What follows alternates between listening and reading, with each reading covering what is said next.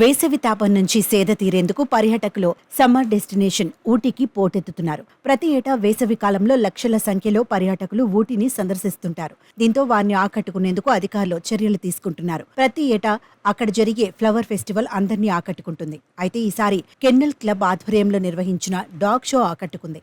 ఊటీలోని government arts college grounds లో 134, 135వ Sheela Naharwar memorial all breed championship నిర్వహించారు. 3 రోజుల పాటు జరగనున్న ఈ డాగ్ షోలో వివిధ రాష్ట్రాల నుంచి వచ్చిన 56 జాతులకు చెందిన 450కి పైగా శునకాలు డాగ్ షోలో పాల్గొన్నాయి. తమిళనాడు, కర్ణాటక, కేరళ, ఆంధ్రప్రదేశ్, మహారాష్ట్ర, ఢిల్లీ నుంచి డాగ్ ఓనర్స్ తమ శునకాలను అందంగా అలంకరించి డాగ్ షోకు తీసుకొచ్చారు.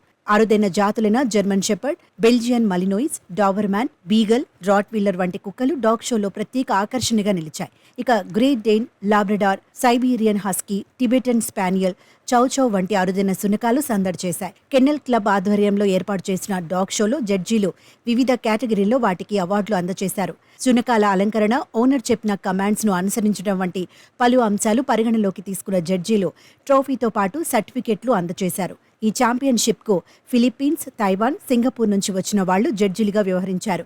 ఈ SIKC క్లబ్ దేశంలో శునకాల బ్రీడ్లను పెంచేందుకు కృషి చేస్తున్నట్టు నిర్వాహకులు తెలిపారు.